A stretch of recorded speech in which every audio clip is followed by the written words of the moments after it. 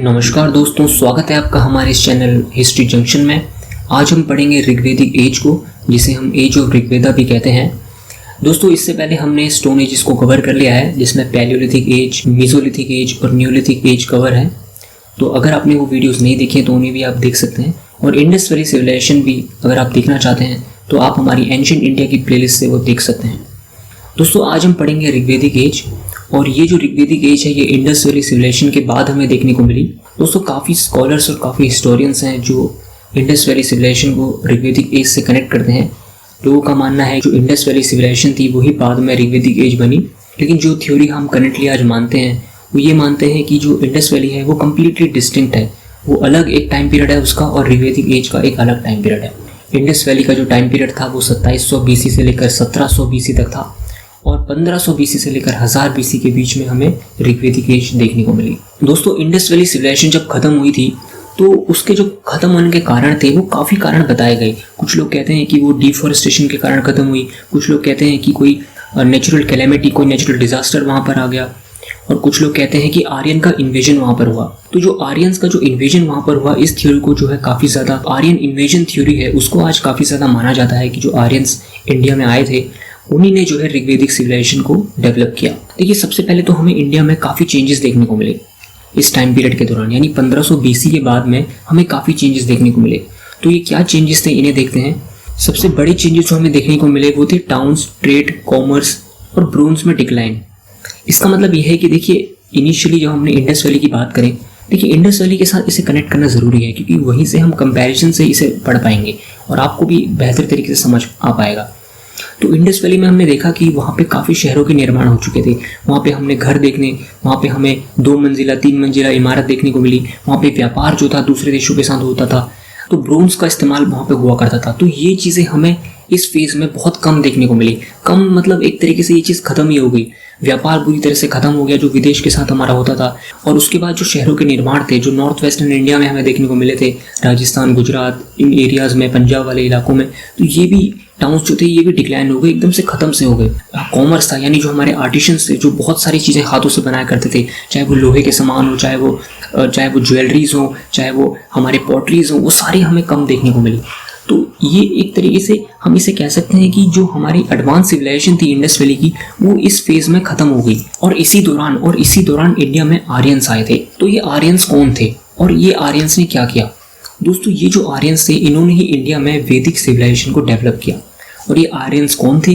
दोस्तों, ये आर्यंस थे एक ट्राइबल कम्युनिटी। ये एक ऐसे ट्राइबल पीपल थे जो एक जगह से दूसरी जगह घूमते रहते थे।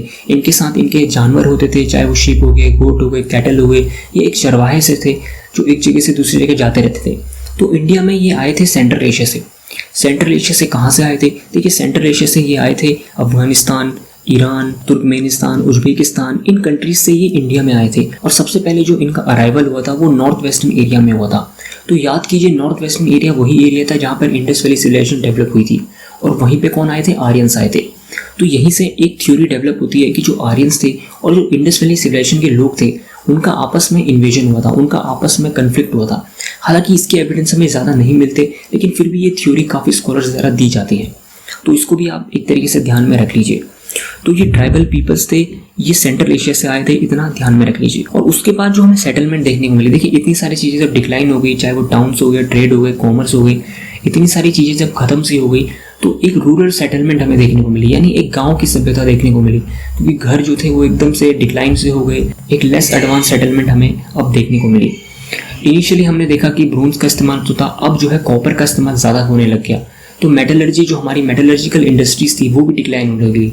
इंडस वैली के लोग ब्रोंज को बनाना जानते थे। ब्रोंज को बनाना अपने आप में एक बहुत बड़ी बात थी, लेकिन ये जो सिविलाइजेशन थी ऋग्वेदिक एज की, उसमें हमें ब्रोंज की मात्रा बहुत कम देखने को मिली। तो जो कल्चर था एक पेस्टोरल और नोमैडिक कल्चर था, यानी एक चरवाहे थे लोग, एनिमल्स पे ज़्यादा डिपेंड रहते थे। एग्रीकल्चर जो था वो बहुत ही कम सा हो गया था, तो लोग एनिमल्स पे ज़्यादा डिपेंड रहते थे, एनिमल्स को डोमेस्टिकेट किया करते थे। ऐसा नहीं एग्रीकल्चर खत्म सा हो गया था, हाँ थोड़ा बहुत एग्रीकल्चर होता था, लेकिन उतना नहीं होता था जितना इंडस वैली में होता था। तो ये चेंजेस देखिए नोटिस करने की ज़रूरत है कि किस तरीके से चेंजेस नजर आए इंडस वैली के बाद, और ऋग्वेदिक सोसाइटी में हमें ये चेंजेस देखने को मिले। अब समझते हैं कि कौन कौन से सोर्सेस हैं ऋग्वेदिक एज के।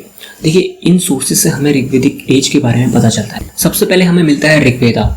दोस्तों ऋग्वेदा एक रिलीजियस टेक्स्ट कंपाइल किया गया काफ़ी सेजेस द्वारा, जो प्रीस्ट होते थे, जो बड़े बड़े एल्डरली लोग होते थे उन ट्राइबल कम्युनिटी में, उन लोगों ने इस ऋग्वेदा को कंपाइल करा।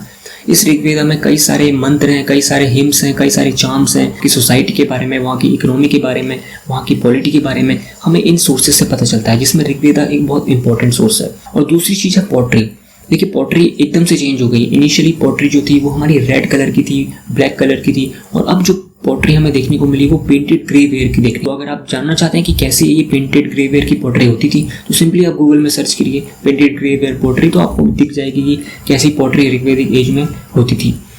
उसके बाद हमें कुछ साइट्स मिली है जहाँ पे हम ये कह सकते हैं कि यहाँ पे हमें ऋग्वेदिक एज देखने को मिली। तो सबसे पहले तो हमें नॉर्थ वेस्टर्न एरिया देखने को मिला था, लेकिन जो मेजर एरिया था वो नॉर्थर्न इंडिया का था, यानी जो हमारा आज यूपी, दिल्ली, बिहार का एरिया है, ये जो गंगा यमुना नदी जहाँ से गुजरती है, तो ये वाला जो एरिया है आज ऋग्वेदिक एज, ये जनरली हम ऋग्वेदिक एज से इसे एसोसिएट करते हैं। और आज के समय में अगर आप देखेंगे तो काफ़ी रिलीजियस एक्टिविटीज़ यहाँ पर होती है। अगर आप उत्तर प्रदेश की ही बात करें तो काफ़ी ज़्यादा यहाँ पे रिलीजियस प्लेसेस हैं, काफ़ी ज़्यादा मंदिर हैं। तो कहीं ना कहीं आप इसे करंट टाइम से कनेक्ट करके देखेंगे तो काफ़ी आपको हिस्ट्री की आज इंपॉर्टेंस पता चलेगी। उसके बाद इंडो आर्यन की जो फैमिली थी वो भी एक बेहतरीन सोर्स का काम करती है। देखिए इंडो आर्यन एक बहुत वाइड फैमिली है जहाँ से काफ़ी लैंग्वेजेस निकल कर आए हैं, जिसमें संस्कृत है, प्राकृत है, और जो मॉडर्न हिंदी आज जिसका इस्तेमाल हम करते हैं वो भी इंडो आर्यन फैमिली से ओरिजिनेट हुई है। तो ये हमारे सोर्सेज जो हैं ऋग्वेदिक एज के रहे हैं। दोस्तों ये हमारा फर्स्ट पार्ट है इस वीडियो का। इसके बाद हम कवर करेंगे ऋग्वेदिक एज की सोसाइटी कैसी थी, वहाँ की पॉलिटी कैसी थी, वहाँ की इकोनॉमिक कंडीशन कैसी थी, और फिर कैसे कैसे सोसाइटी में चेंजेस नजर आए।